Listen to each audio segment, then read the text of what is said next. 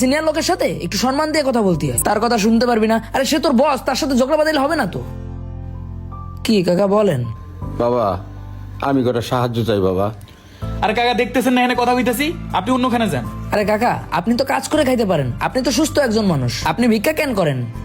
আমি কাজ করে খাইতাম বাবা, মেলা কাম আছিল, মেলা টেহা আছিল, কিন্তু এখন আমার কিচ্ছু নাই বাবা।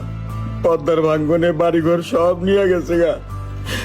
ওই সময় তোমার চাচিও মারা গেল, একটা পোলা আছিল, পোলাটারে অনেক আদর যত্ন কইরা বড় করছি, কিন্তু অসুখ সবসময় অসুখ লাগাই থাকে। ডাক্তারের কাছে নিয়ে গেলাম, ডাক্তারে কয় পোলার বুকে নাকি ছিদ্র হয়ে গেছে, মেলা টাকার দরকার। আমি ওরে কই যাবো বাবা?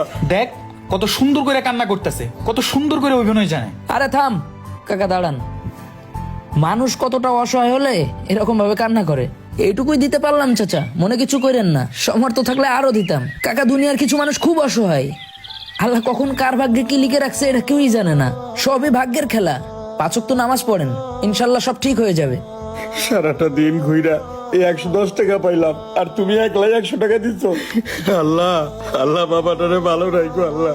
আরে কাকা টাকা তো পাইছে, এখন যান না এখান থেকে। যাইতেছি বাবা। আচ্ছা তুই কি খাটাস একটা? এমন ব্যবহার করলি কেন লোকটার সাথে? লোকটা অসহায়, এই পজিশনে তো আজকে আমরাও থাকতে পারতাম, তাই না? এমন ব্যবহার করা কি তোর ঠিক হয়েছে? আরে ওরা তো অসহায় না, ওদের আসল রূপ যদি তুই দেখতি তাহলে এই কথা বলতি না। লোকটার কথা শুনে কোনোভাবেই মনে হয়নি সে মিথ্যা কথা বলতেছে, তার জন্য তাকে হেল্প আমি করলাম। তুই যেটা বুঝতেছস সেটা ভুল বুঝতেছস। চল চা খাবো। এ বাবা, আমার একটু কথা শুনবা? কি কথা কাকা? বাবা রে, আমার একটা মাইয়া আছে, মাইয়াটারে বিয়া দিম, মেলা টাকার দরকার। আমি ভিক্ষুক তো, এর লিগে আমার মাইয়ারে কেউ বিয়া করতে চায় না। যাও একটা পোলা পাইছি, এই পোলায় মেলা যৌতুক চাই। এখন আমি কইতে যৌতুক দিমু, তাই রাস্তায় নামছি, তোমার কাছে হাত পাতাছি। তোমরা যদি কিছু দেও তাইলে মাইয়াটারে বিয়া দিতে পারুম বাবা। কাকা আপনার মেয়ের বয়স কত? বয়স 21 বছর বাবা। আপনার মেয়ের 21 বছর বয়স হয়ে গেছে, আর এতদিন পরে এসে মনে হয়েছে আপনার মেয়ের বিয়ের জন্য টাকা লাগবো? এই 21 বছর ধরে করছেনটা কি? অনেক কিছু করছিলাম বাবা, বাড়ি করছিলাম, ঘর করছিলাম, গাছ গাছারি লাগাইছিলাম, কিন্তু পদ্মার ভাগ্যনে সব কিছু নিয়ে গেছে বাবা। এখন আমার কিচ্ছু নাই, মাইয়াটারে নিয়ে একটা ঘর ভাড়া করে থাকি। আচ্ছা দাঁড়ান দিতাছি। এই নেন কাকা। আচ্ছা, আল্লাহ তোমার ভালো রাখুক।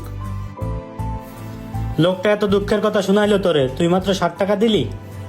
আরে এমন 60 টাকা যে দিনে কয়বার দিতে হয়, কয়জন রে দিতে হয় তুই জানোস? ঢাকা শহরে তো নতুন আইছত, কয়দিন যাক বুঝবি। এখন চল বাসায় চল। কালকে অফিসে যা, যে বছরে সরি বলবি। ভাই 1 প্যাকেট গোল্ড সিগারেট দেন। সিনিয়র বসের সাথে গঞ্জাম করা তো ঠিক হয় নাই। দেখ তোর অসহায় মানুষ সিগারেট কিনতেছে।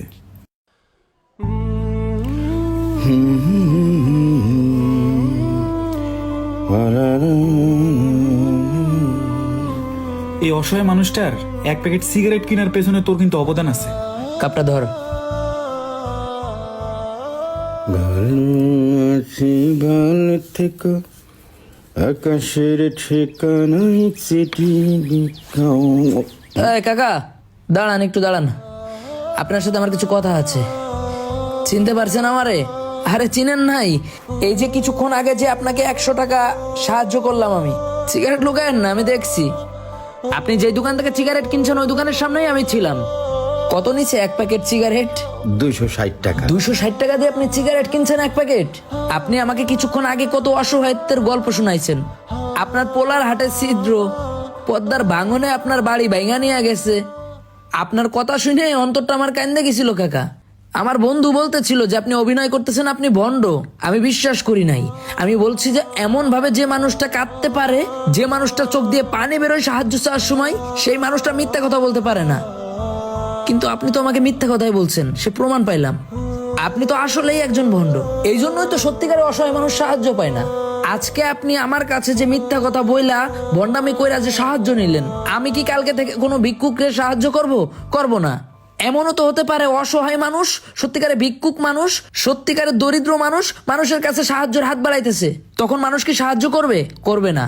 তাইলে চিন্তা করেন সমাজে আপনার জন্য কত গরিবের সমস্যা। যে মানুষটা 260 টাকা দিয়ে সিগারেটের প্যাকেট কিনতে পারে সেই মানুষের ছেলে অসুস্থ না, সেই মানুষটা দরিদ্র না, সেই মানুষটা অসহায় না। তার মানে আপনি যে একজন ভণ্ড এটাই প্রমাণ করে দিলেন। আমি তো এরপর থেকে কোনো ভিক্ষুকরে ভিক্ষা দিব না, কোনো অসহায় মানুষকেও সাহায্য করবো না। কেন জানেন?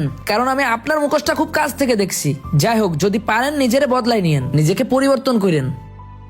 আমার ভুল হয়ে গেছে আসলে বাবা, মানে আমি এইভাবে কোনোদিন ভাইবা দেখি নাই। কারণ আমার পোলারা আমার খাওন খোরাকি দেয় না তো, তাই আমি নিজেই এই বেশটা ধরলাম। আপনি ছেলে মেয়ের দোষ দিবেন না, ঠিক আছে? আপনার পোলারা আপনার খরচ খরচা কেমনে দিবে? আপনার মানসিকতাই তো ভালো না। যে বাবার 250 টাকা প্যাকেট সিগারেট লাগে দিনে, যে বাবার মনের ভিতরে এরকম ঝামেলা মিথ্যা কথা বলে, সে বাবার কি খরচ দিবে বলেন? তাই বলি সবসময় ছেলেদের দোষ না দিয়ে নিজের ভিতরে একটু পরিবর্তন আনেন, নামাজ কালাম পড়েন, ভালো পথে ফিরে আসেন। এমন হাজারো মানুষ আছেন যারা ভিক্ষাকে একটা ব্যবসাতে পরিণত করেছেন।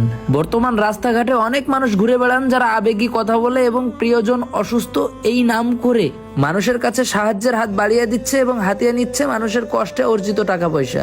এবং এই ভণ্ড কিছু ভিক্ষুক ও অসহায় দরিদ্র মানুষদের জন্য সত্যিকারের অসহায় দরিদ্র মানুষ পাচ্ছে না কারো কাছে সাপোর্ট, উঠে যাচ্ছে তাদের উপর থেকে মানুষের আস্থা। তাই আপনার সামনেও যদি এমন কোনো ভণ্ড প্রতারক মানুষ পড়ে, তাদেরকে বোঝান অথবা আইনের আওতায় নিয়ে যান, কারণ তারাও সমাজের এক ধরনের প্রতারক।